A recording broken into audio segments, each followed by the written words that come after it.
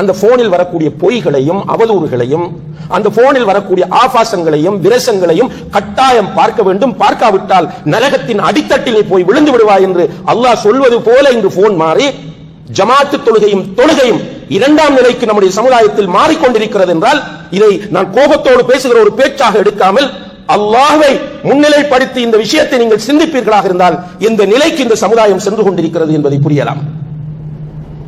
தொழுகைக்கு முக்கியத்துவம் இல்லை. போதும் சுப்ஹானல்லாஹ், தொழுது கொண்டிருக்கிறோம், ரிங் பண்ணுது, வைப்ரேட் பண்ணுது. அல்லாஹ் குர்ஆனில் சொல்கிறான், தொழுது முடிந்தால் உட்கார்ந்து அல்லாஹ்வை திக்ர் செய்யுங்கள் என்று சொல்கிறான்.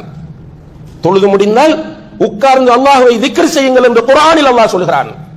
நபி ஸல்லல்லாஹு அலைஹி வஸல்லம் அவர்கள் சொல்கிறார்கள், தொழுத இடத்தில் எந்த ஒரு தொழுகையாளி இருந்து கொண்டு அல்லாஹ்வை திக்ர் செய்கிறாரோ அவருக்காக மலக்குகள் அல்லாஹும் மக்ஃபிர் லஹு அல்லாஹும் மக்ஃபிர் லஹு அல்லாஹும் மக்ஃபிர் லஹு என்று அவன் எழும்பும் வரைக்கும் அவனுக்காக இஸ்திக்ஃபார் செய்கிறார்கள் என்று. ஆனால் தொழும்போது வைப்ரேஷன், தொழும்போது ரிங்டோன், உடனே எழுந்து ஓடுவதை பார்க்கிறோம். இது சிம்பிளாக எடுக்காதீர்கள். நம்முடைய மனங்களில் ஏற்பட்டிருக்கிற நோயினுடைய மிகப்பெரிய வெளிப்பாடு தான் இது. அல்லாஹ்வை திக்ர் செய்வது கஷ்டமாக இருக்கிறது, துஆ கேட்பது கஷ்டமாக இருக்கிறது, நீண்ட நேரம் நின்று தொழுவது கஷ்டமாக இருக்கிறது. ஆனால் போனுக்கு ஆன்சர் பண்ணுவது என்பது கடமைகளுள் மிக முக்கியமான கடமை போன்று எனக்கு உங்களுக்கு மாறி இருக்கிறது என்றால் மிகப்பெரிய ஒரு ஆபத்தை நோக்கி நாம் எல்லோரும் சென்று கொண்டிருக்கிறோம்.